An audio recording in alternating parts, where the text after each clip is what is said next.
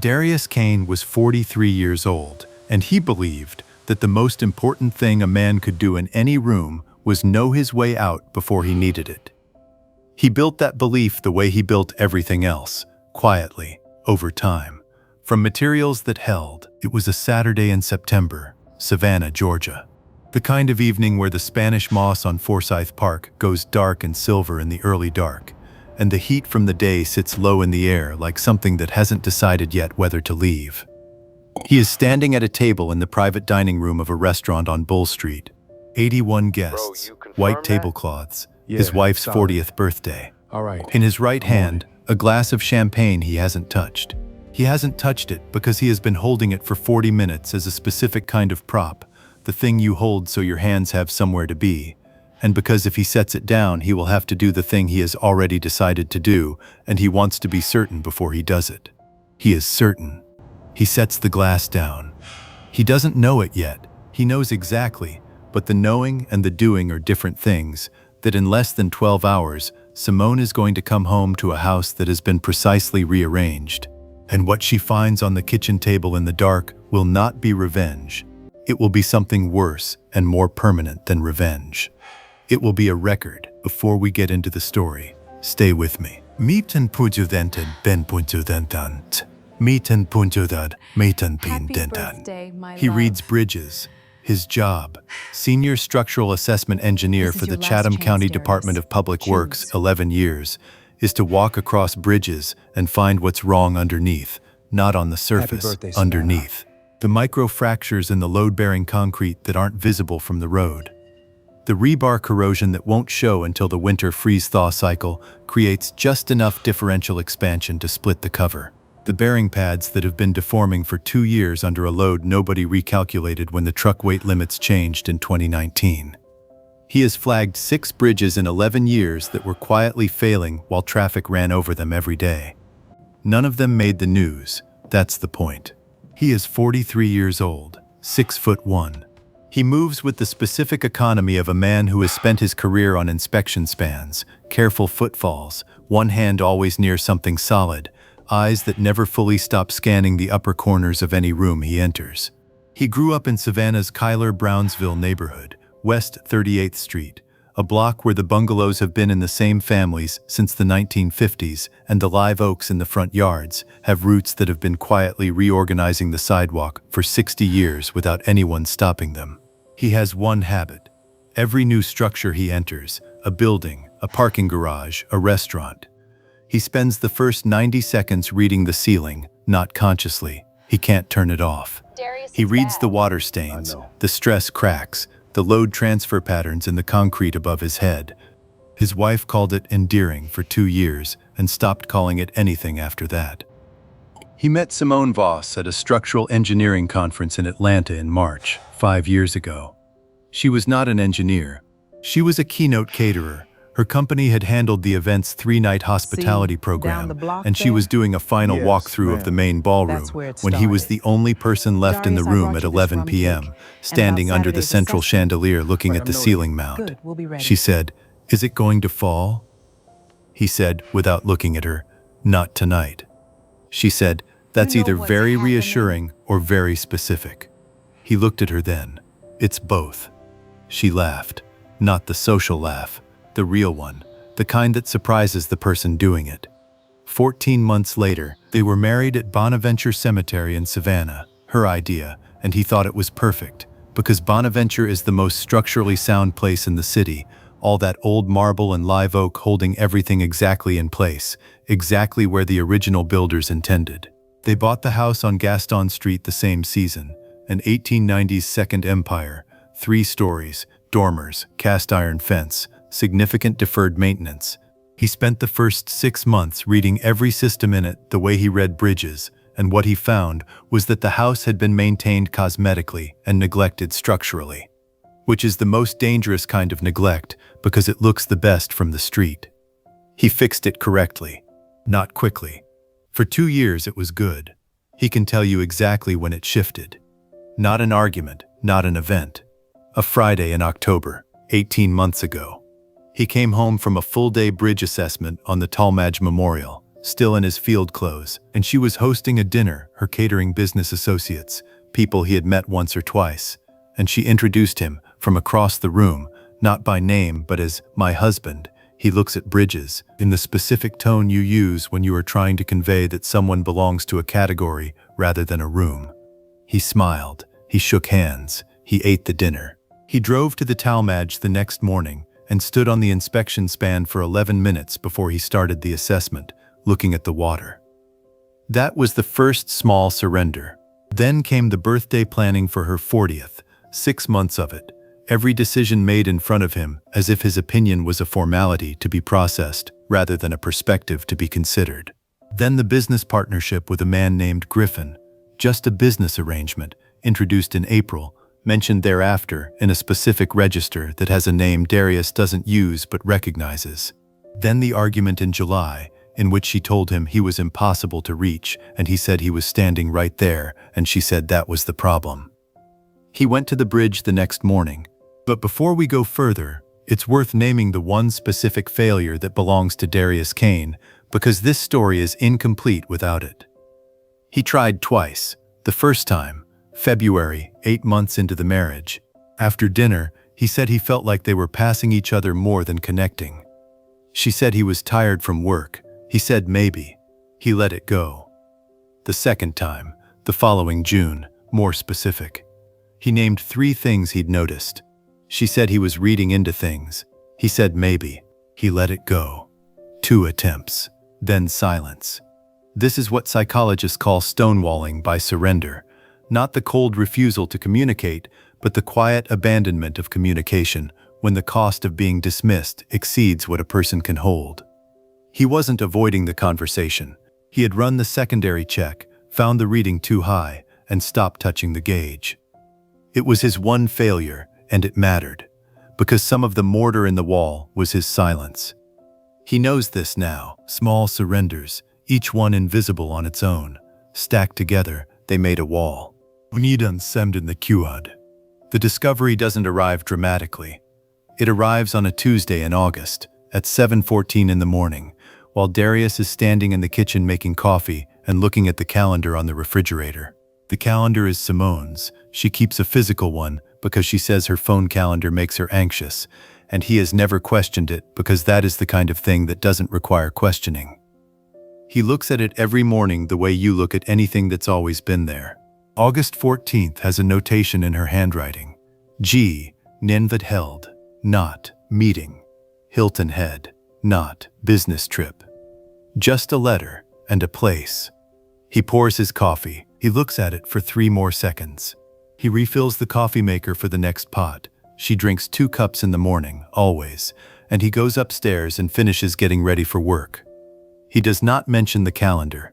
He drives to the Chatham County office on Montgomery Street. He sits at his desk. He opens the Talmadge inspection file from last Thursday.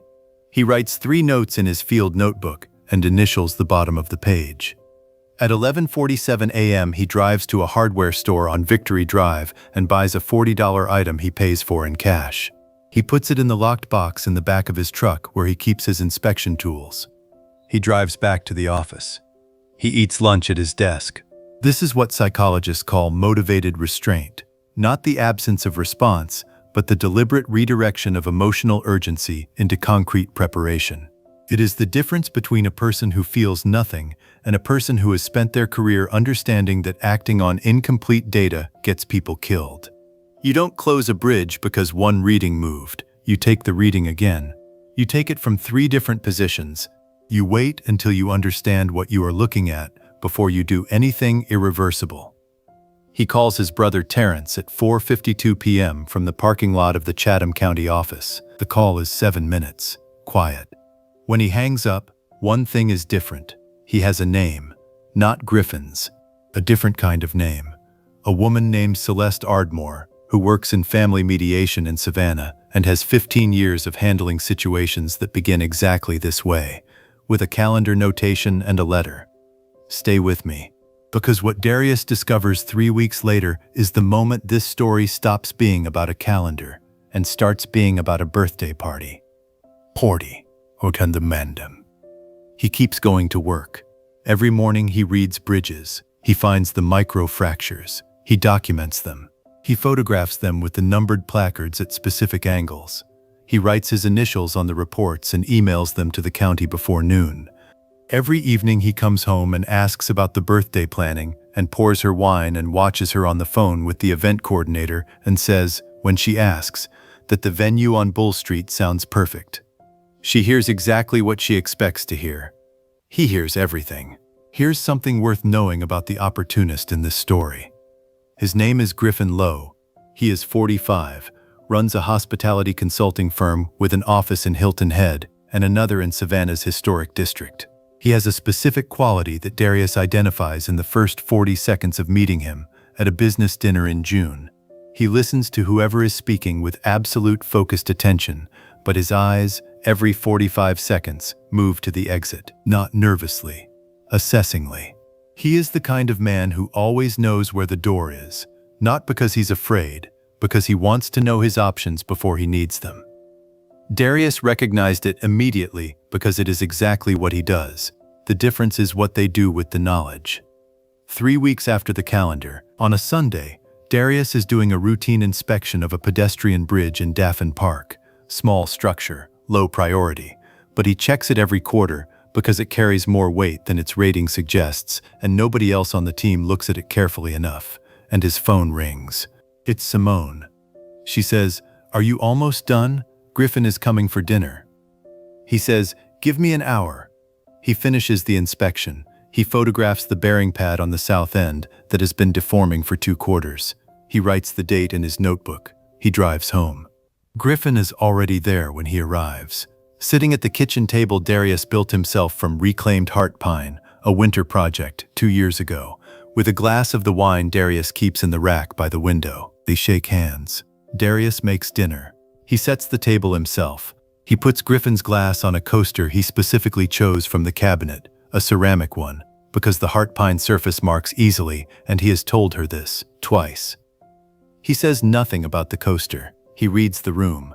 This is what psychologists call preemptive social framing, the process by which one party begins subtly positioning a narrative for their social circle before any confrontation occurs. Not deception, preparation. He has watched Simone over 6 weeks of dinner parties and business events and casual conversations with people they know, gradually repositioning him in her language. He's very focused on his work. He's not really a social person. You know how he is. Each description accurate in isolation. In sequence, they construct a specific room, one in which his eventual absence makes sense. He understands what he is watching. He keeps watching. 4 days before her birthday party, Darius sits in Celeste Ardmore's office on Drayton Street for 90 minutes. He brings the notebook. He brings the calendar photograph he took on August 14th. He brings the phone record he obtained through the carrier. His name is on the account. He brings 4 months of bank statements he has been printing at the office, 1 copy at a time, on Tuesday mornings when no one else is in the printer room. Celeste Ardmore is 52, has silver-streaked hair she keeps in a neat braid, and has spent 15 years watching people bring her rooms full of evidence they assembled in silence. She looks at everything he has brought. She does not react. She reads the bank statements the way he reads bearing pads, looking not at the number but at the trajectory. She says, "You're ready to move forward?" He says, "After the birthday." She looks at him. He says, "She planned it for 8 months. I'm not going to do it before the birthday." Celeste Ardmore nods slowly, the nod of someone who has just understood something about a person that they could not have been told. She schedules the document preparation for the following Monday. He thanks her by name. He drives to the Talmadge. He stands on the inspection span for 9 minutes looking at the water. He goes home. Now, before I tell you what happens at that birthday party, I need to ask you something directly. If your partner humiliated you in front of everyone you know, family, friends, colleagues, all of them in one room, what would you do? Would you say something in the moment, or would you wait? Drop a yes or no in the comments right now. I read every single one. Hanset Sabrogan. The private dining room at the restaurant on Bull Street holds exactly 81 people. Simone has seated them with the precision of a woman who has been building this room in her mind for 8 months. The Voss family, her parents, 2 sisters, the sisters' husbands and children, at the table nearest the entrance, her business network at the tables in the center, their mutual friends, the people who are neither entirely hers nor entirely his, scattered at tables toward the window. Darius is at the head table. Griffin Lowe is 2 tables to the left, which is 2 tables closer to Simone than the seating chart Darius reviewed 3 weeks ago. He noticed when he sat down, he held his champagne glass. He waited. The dinner runs 2 hours. It runs well. Simone moves through the room the way she moves through every event she has organized, with the ease of someone who understands that a room is a system and she is the one who designed it. She is brilliant at this. He has always known she was brilliant at this. He has also always known that she designs rooms and then expects the people inside them to behave according to the design. He has not always behaved according to the design. At 8:47 p.m., a woman named Lydia, Simone's older sister, who has strong opinions delivered at full volume and has always treated Darius's quietness as either a personal affront or a challenge, raises her glass and says she'd like to say something. She says it beautifully. 37 years of knowing her sister. The way Simone fills every room she enters, the way she deserves everything she has built. Then she says, "And of course we're all so glad that Darius could join us tonight." The pause she leaves after it is 2 seconds long. 2 seconds is an editorial. Darius holds his champagne. Simone looks at him across the table. What happens next is the thing she has been moving toward for 8 months without knowing it was a destination. She says, "Actually, Darius, is there something you'd like to say to Lydia? An apology, maybe, for the way you spoke to her at Easter?" The room goes quiet. Easter was 7 months ago. There was no incident at Easter. There was a moment in which Lydia made a comment about Darius's career, bridges, how practical. And Darius said, evenly, "It keeps the roads from becoming rivers." Lydia had laughed and called it rude. He had said nothing further. Simone is doing what she has been doing in language for 8 months. She is repositioning, but this time in front of 81 witnesses. The room waits. He looks at Simone. He looks at Lydia. He looks back at Simone. He says, "Is that what you'd like?" She says, and this is the moment she will replay for years. She says, "Apologize or leave, Darius. Your choice." 81 people are holding their breath. Here's what a man does in this moment when he has been reading the room for 40 minutes and has already decided. He sets the champagne glass down. Not dramatically, not with force, with the specific care of a man who respects a table he didn't make and doesn't want to damage it. He stands. He buttons the middle button of his jacket, just the middle, the way he always does when he stands from a table. A small habit, automatic. He says, and this is the only line he says, and it lands in the specific silence of 81 people who expected something else. He says, "I know my way out." He walks to the door. He doesn't walk quickly. He doesn't walk slowly. He walks at the pace he walks across every bridge he has ever assessed, the deliberate, unhurried step of a man who has already measured the span and knows it will hold. He does not look back. He does not hear what happens after the door closes, because he is already on the sidewalk on Bull Street, and the September air in Savannah at 9 p.m. is warm and heavy and smells like jasmine from the garden across the street, and he stands there for exactly 4 seconds. Then he gets in his truck. He drives home. He parks in front of the house on Gaston Street. He sits for 2 minutes. Then he goes inside. He goes inside. But here's what Darius didn't see when he walked out. He didn't see Griffin Lowe. 2 tables to the left, 2 tables closer than the original seating chart. Look at the door Darius just walked through. He didn't see Griffin's expression in the moment after. It was not triumph. It was not even satisfaction. It was the expression of a man who has just watched something he wanted become significantly more complicated than he had calculated, and who is already running the secondary assessment on whether the complication is worth the cost. And he didn't see Lydia, who has strong opinions and delivers them at full volume, who has never once in her life been uncertain about anything she said, look at Simone in the 30 seconds after Darius walked out and say nothing at all. Because Lydia, for the first time in the years he has known her, had nothing to say. And that silence was the first evidence Simone had that the room she designed had produced a result she did not intend. There is one more thing worth knowing about what happened on Bull Street that night. The unexpected witness is a man named Bernard Osei. Bernard is 71. He has been the photographer at every historic Savannah Foundation event for 19 years. He is not a prominent man at these dinners. He moves through them the way all truly skilled observers move through rooms, in the peripheral vision, not the center. Camera up, camera down, 2 steps left, framing. He was standing near the kitchen entrance at 8:47 p.m. when Simone said the words. He had already lowered his camera. He had already seen, in the 40 minutes before, what any skilled observer eventually sees at an event they've attended 19 times. Who is where they're supposed to be, and who isn't. Griffin Lowe was not where he was supposed to be. Bernard noted this the way he notes light, automatically, precisely, without judgment, because judgment isn't his job, documentation is. When Darius walked out, Bernard watched the door close. Then he watched Griffin Lowe's face for 4 seconds. He did not photograph it. Some things he has learned in 19 years are not for the album. He texted his wife that night, 11 p.m., from the parking lot. He said, "The Kane birthday tonight. Difficult evening."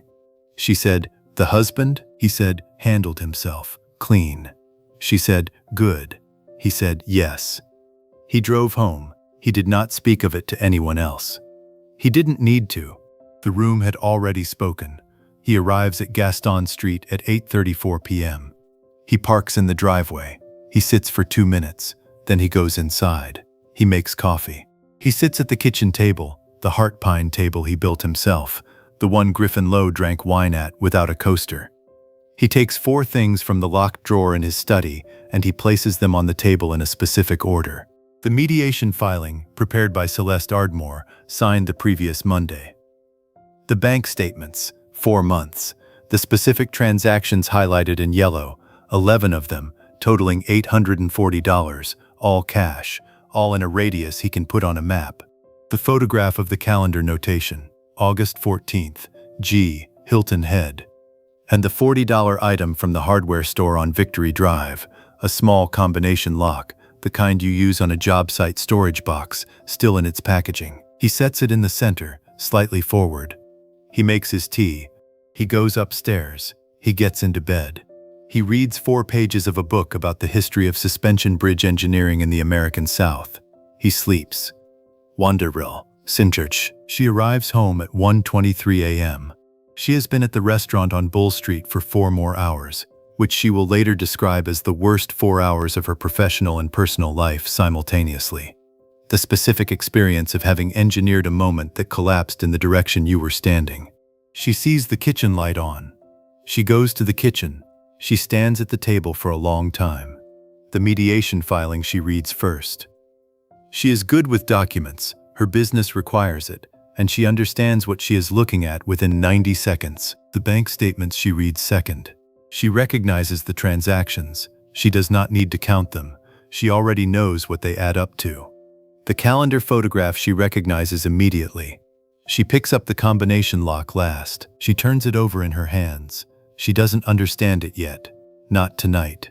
She will understand it in the morning when she finds the note he left inside the locked storage box in the truck, which has a combination he told her 2 years ago and she never had reason to remember, the month and year they closed on the house on Gaston Street. The note is 4 lines. I found the calendar on August 14th. I built a case the same way I build every other one. I gave you 8 weeks to show me I was wrong. You didn't show me I was wrong. I left something at the table the same way I leave everything, exactly in the place where it belongs. No signature. He didn't need one. This is what psychologists call full attribution clarity.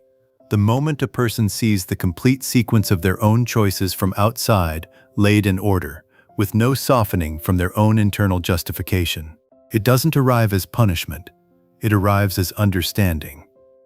She was looked at, carefully, for months, by a man whose entire career is built on looking at things others have stopped seeing. He saw everything. He said nothing. He left the record where she would find it. Griffin Lowe calls her twice in the week after the birthday party. She answers both times. By the second call, she understands from the quality of his voice, a specific, careful register, the same one he uses when he is managing a client, that she is no longer an option he is pursuing actively. She is a situation he is closing without drama. He says, "I think we both know this got complicated." She says, "Yes." He says, "I'm sorry it happened this way." She says nothing. He says, "Take care of yourself." He hangs up. This is what psychologists call consequence contrition, regret that arrives not from understanding the harm caused, but from experiencing the personal cost of the situation. He is not sorry for what he did. He is sorry that the structure he was standing in has changed its load configuration, and he is no longer comfortable with the weight. He moves on efficiently because he has done this before. What portioned? She calls Darius on a Thursday in October, 3 weeks after the birthday. He answers on the third ring. She says she needs him to know that she understands she made choices, and she's not trying to undo them. She just needs him to know that what happened was not about him not being enough. He says, "I know."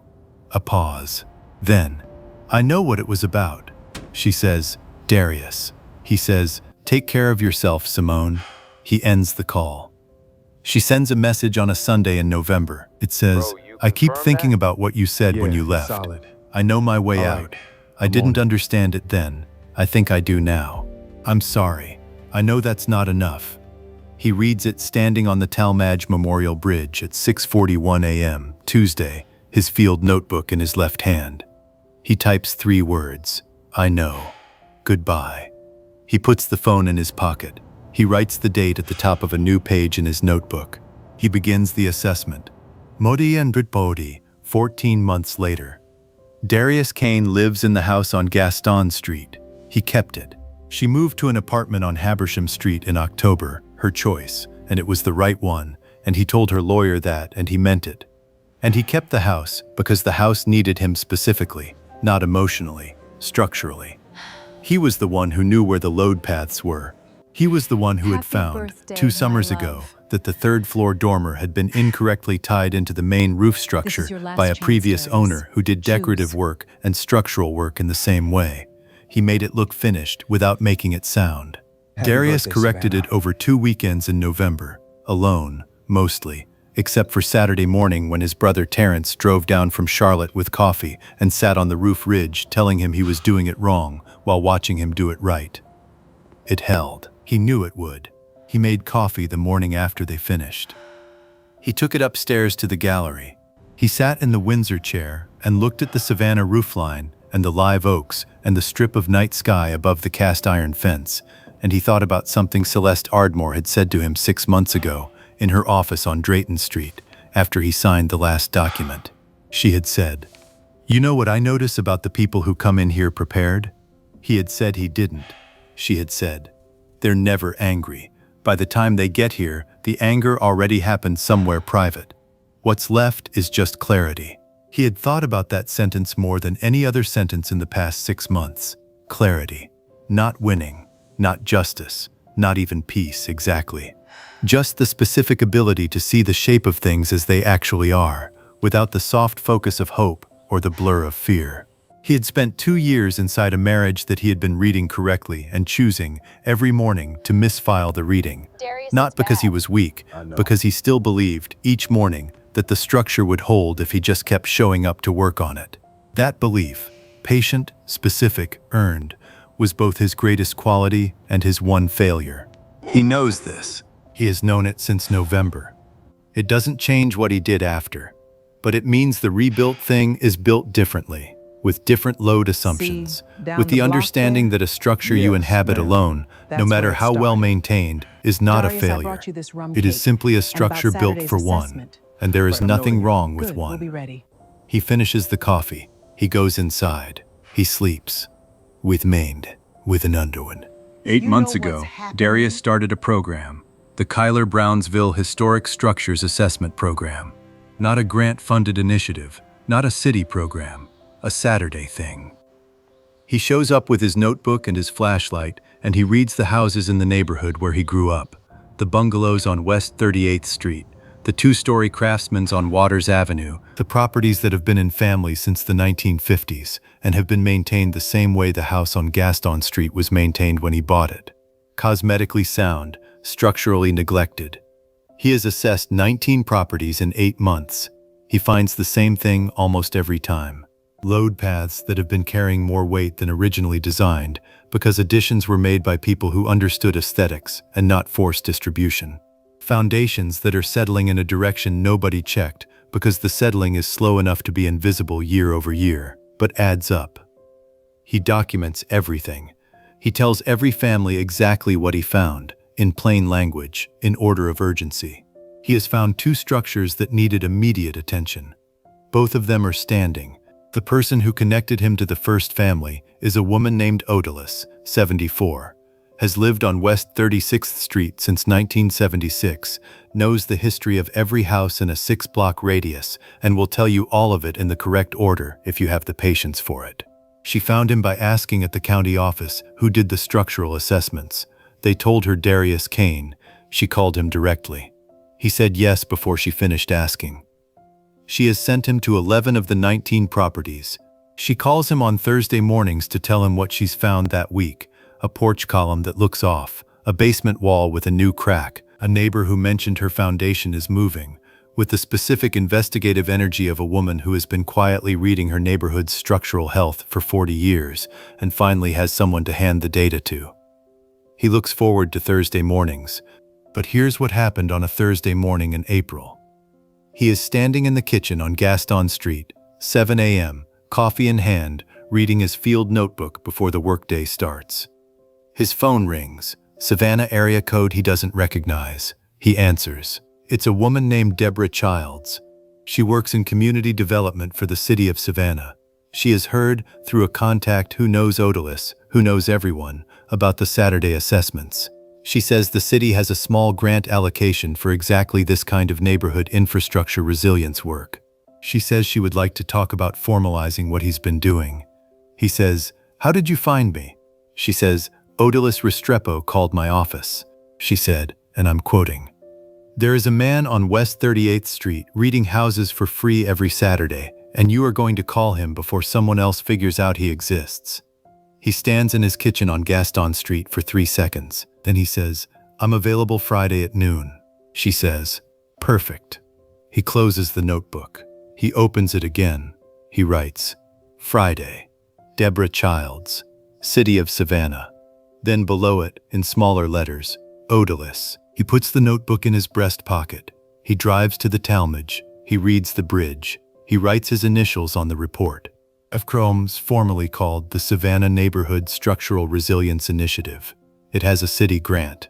It has a volunteer roster, 3 engineers and 2 retired contractors who Darius recruited in April and May. With the same economy, he recruits everything. Direct ask, plain language, clear purpose. He explains what the work is. He explains who it's for. He says, Saturdays, no announcement, no credit. All 5 said yes before he finished. Odalis calls it something else. She calls it Darius and the House Readers. He has told her twice that is not the official name. She nods and calls it that anyway. He comes home on Saturday evenings after the assessments. He showers. He makes coffee. He takes it out to the back gallery, the second-floor porch he rebuilt in March from the original drawings he found in the house archive, because the previous owner had replaced the original cast-iron columns with wood posts that were not rated for the load and were slowly failing in a way that would have been catastrophic in the next major wind event. He sits in the chair he keeps on the gallery. It's an old thing, a Windsor chair he found at an estate sale on Price Street in January, with a split in the back rail he repaired with a dowel and carpenter's glue. It holds. He looks at the street below. The live oaks on Gaston Street are large enough that their canopy closes over the street in places, and in September, in the early evening, the light through the leaves is the specific amber of a day deciding to end correctly. He doesn't feel like he won. That's not the shape of this. He feels like a man who spent 2 years in a structure that was being maintained cosmetically and neglected at the load path, and who is now sitting in a structure he read correctly and repaired correctly, and who understands the difference in his body because the difference is physical. Sound things feel different. You can't explain it to someone who hasn't done structural work, but you know it when you're sitting in it. This is what peace looks like for a man like Darius Kane. It does not look like stillness. It looks like motion that no longer requires performance. He still drives to the Tabl every weekday before 7 a.m. He still reads the bearing pads and the rebar corrosion and the pressure distribution patterns in the concrete. He still writes his initials on the reports and sends them to the county before noon. But here is what is different. He is not filling silence anymore. For 2 years inside the marriage, he had been filling silence with competence, with maintenance, with the deliberate performance of normalcy that high-functioning people mistake for peace because it resembles peace from the outside. Now the silence is simply the silence. No reading underneath it, no secondary assessment, no weight he is redistributing before he can rest. Just the gallery, the coffee, the Savannah evening light going amber through the Spanish moss. Odalys knocked on his front door last Thursday morning with a loaf of her mother's rum cake recipe. She makes it on the first Thursday of the month. And she said, when he opened the door, "That Wentworth Street property I told you about, owner said yes, Saturday." He said, "I'll be there." She said, "Bring the good flashlight this time." He said he would. She turned to leave. Then she turned back. She said, "You know what they're calling you in the neighborhood?" He said he didn't. She said, "The man who reads houses." He looked at her. She said, "I thought you should know." And she walked back down the front steps and up the street with the specific, unhurried authority of a woman who has somewhere to be and knows exactly how long it will take to get there. He stood in the doorway for a moment, then he went back inside. He made coffee. He went upstairs to the gallery. He sat in the Windsor chair. He drank the coffee. He looked at the live oaks. The porch light behind him was on. He leaves it on every evening. Not for anyone. Just because that is what a chosen house does when someone is living in it correctly. It keeps itself lit. 3 things this story teaches. 1. He did not react to the first piece of evidence. He took the reading. He took it from 3 different positions. He waited until he understood what he was looking at before he did anything that couldn't be undone. This isn't coldness. It isn't passivity. It is the specific discipline of a man who has learned that acting on incomplete data costs more than waiting. Most of us react the moment something hurts, and the reaction costs us the clarity we needed to understand what we were actually looking at. This week, identify one situation in your life where you have been responding to the first reading rather than the full one. Write down what you actually know versus what you're assuming. The gap between those 2 things is always where the real information lives. 2. When he walked out of that room on Bull Street, he did not explain himself. He said one line. He left. Everything else he said through what was on the kitchen table. He let the record speak at its own volume. We live in a time that rewards over-explanation.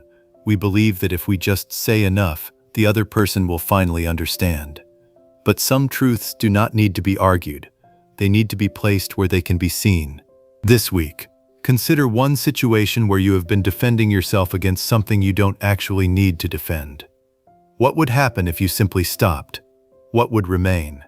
3. The Savannah Neighborhood Structural Resilience Initiative is not a consolation prize. It is not what Darius built because he lost something. It is what he built because, for the first time in 2 years, he had Saturdays that belonged entirely to him, and he chose to use them for something that belongs entirely to other people. That is not tragedy rerouted. That is a man finally building at the correct scale. This week, identify one resource you have, time, skill, knowledge, access, that you have been spending on a structure that cannot hold the weight you are giving it. Redirect 1 hour of it, just one. See what it builds. This story was crafted from a human heart, with gentle support from AI. Its only purpose is to remind you that the most important thing any of us can do in any room is know our way out before we need it, and have the patience to leave correctly when the time comes.